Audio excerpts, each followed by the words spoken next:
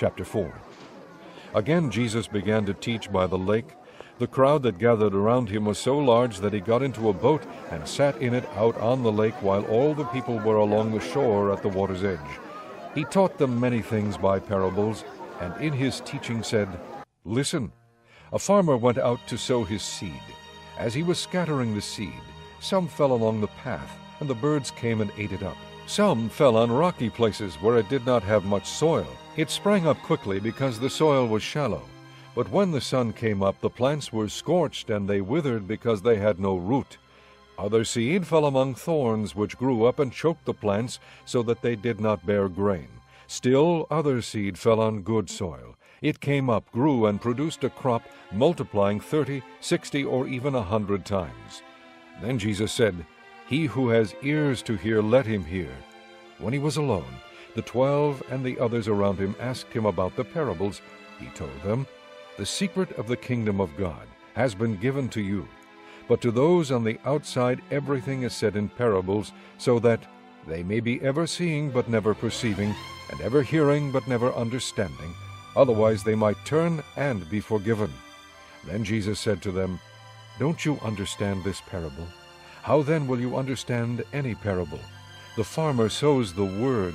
Some people are like seed along the path where the word is sown.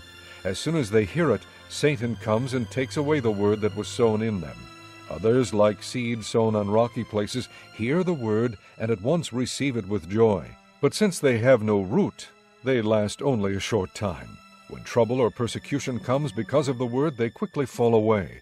Still others, like seed sown among thorns, hear the word, but the worries of this life, the deceitfulness of wealth, and the desires for other things come in and choke the word, making it unfruitful. Others, like seed sown on good soil, hear the word, accept it, and produce a crop, 30, 60, or even 100 times what was sown."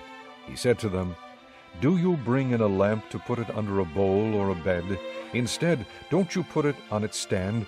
For whatever is hidden is meant to be disclosed, and whatever is concealed is meant to be brought out into the open. If anyone has ears to hear, let him hear. Consider carefully what you hear," he continued. "With the measure you use, it will be measured to you, and even more. Whoever has will be given more.